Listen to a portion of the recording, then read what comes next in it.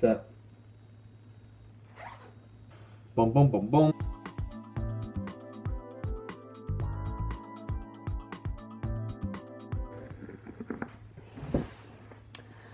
It is time.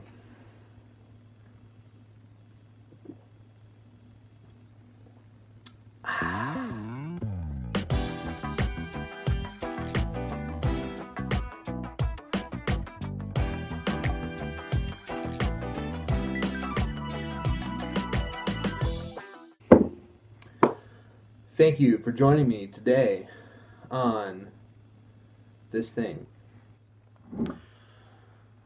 Hello, you are watching the Biblionost, which basically means I like books. You can look up the word yourself, but basically, we're going to talk about books.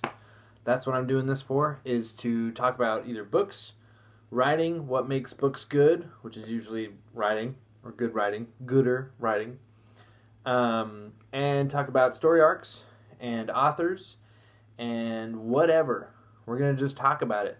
I've got some books back there. Pretty much I'm going to bring up some books that I've read, and then I will talk about why I liked them, why I didn't like them. If you agree or disagree, please comment, say things. If you like the show, be like, hey, bro, I like your show. If you don't like the show, be like, hey, bro, I hate your show. I want to kill you. Yes, that's exactly what you should be writing if you don't like my show. I thought this was a great way to drink beer and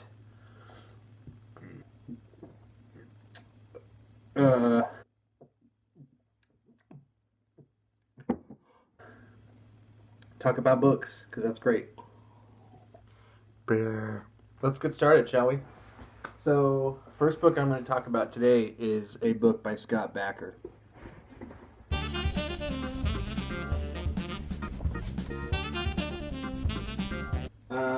This is an interesting book. So, a lot of the books, I'll try not to be too genre specific, but the fact is, there are some genres that I like more than others. So you'll probably get a lot of those here. Honestly, if you have book suggestions, feel free to comment, talk about them, say why you like them, say why you don't, say why you think I should like them or should not like them. So this is an interesting book. Scott Bakker. This book's by Scott Bakker, or R. Scott Bakker, The Darkness That Comes Before. So, Scott Bakker is, to me, if you ever read Dune, that's by Frank Herbert. Scott Bakker is kind of the fantasy version of Frank Herbert. And what I mean by that is that some of their writing style is very much the same, but also they are both seemingly heavily into different philosophies or mysticism. A lot of in Dune books, if you read them, he'll take long portions to talk about really vague and weird mystical concepts. And the problem with that he does in there, and that Scott Bakker also does in here, is that, one, they're really vague, so you don't feel like you learn anything from it. And a lot of times they don't move the story forward or develop characters. So you'll spend some time just kind of oozing your way through some portions that are maybe not as desirable as others. But let's just talk. Let's crack it open, okay? Let's take a little crack. Okay, so we're there. We got there. I actually really like this book. It's one of 3 books in the series, and there are probably about, I think he actually has 2 series, so 2 sagas essentially, 2 trilogies. Scott Bakker writes, hands down, and I've read a lot of fantasy, he writes some of the best battle scenes. And the reason for that is because he really makes you believe the areas. He really makes you believe the culture, the people, the mindset, what's happening.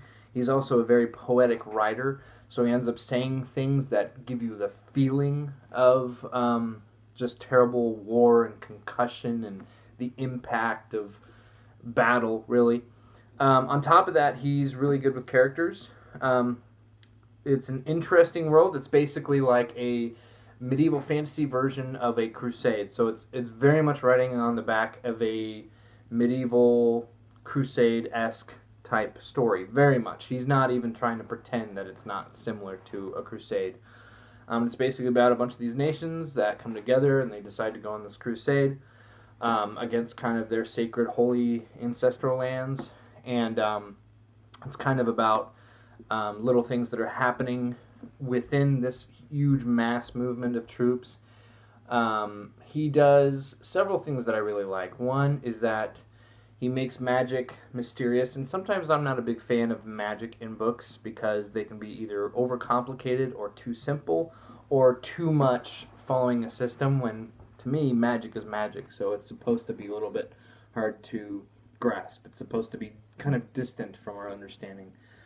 He does that, and he does it. This book kind of follows a wizard sorcerer who is very much like someone you would imagine seeing at a bar, who's just smoking a cigarette, minding his own business, and just getting a bunch of beers. But you know he's also the kind of man who, he would try to save the lady that's getting robbed in the alley, kind of thing. So his main protagonist is essentially this old, very respected wizard, but he's kind of like he's just kind of a little bit of a vagabond. Just kind of does a little bit here, there. Kind of has respect of a lot of people, so he's allowed to see kings and princes and things like that. And he's kind of the only one who is able to kind of peek his head above the madness of the war, above the madness of everyone and their extremely heavy beliefs and why everyone's clashing. So it follows him. It follows another interesting warrior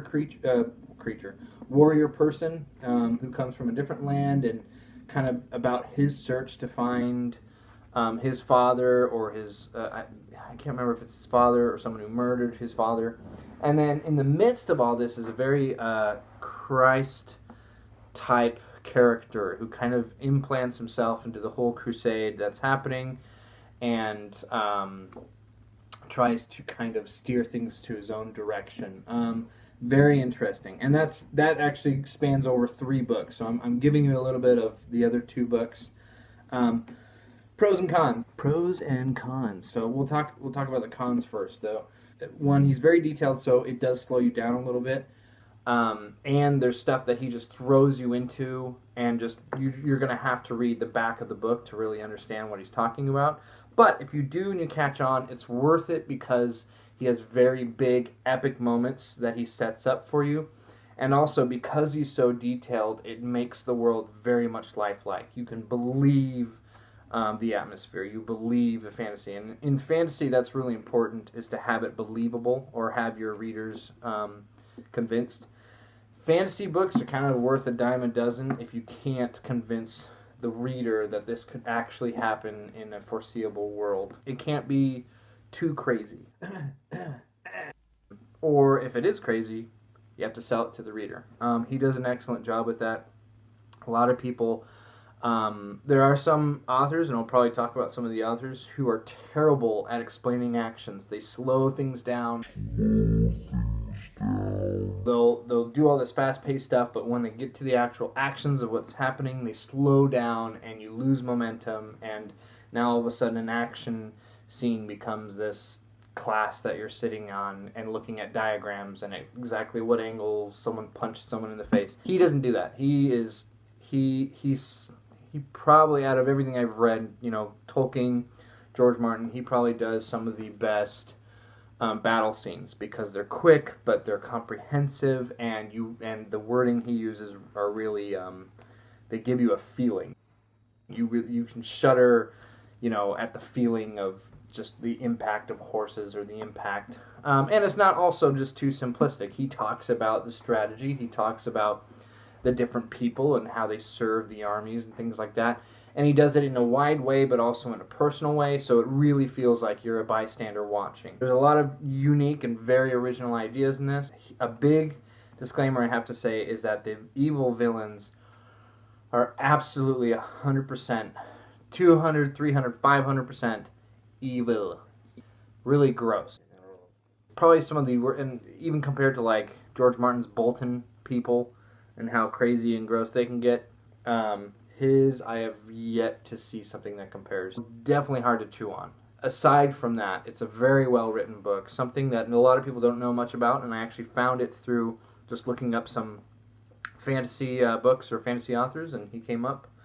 But I've got other books that I'll probably talk about that are not fantasy related, or they might be sci-fi, or they could be just fiction in general. I've got all kinds of things that I want to explore with you guys. So yeah, that's that for this one. You can get this on Amazon, which you can get everything on Amazon. So who are we really kidding here? So it's about 600 pages. Yeah, I definitely recommend this book.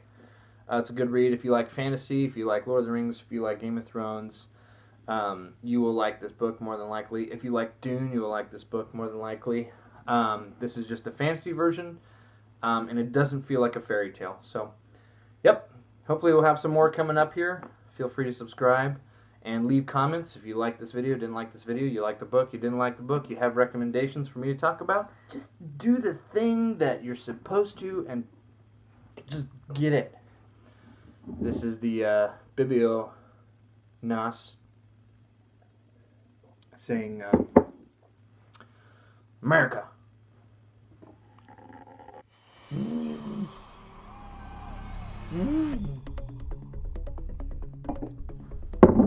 So let's get chat. Yes.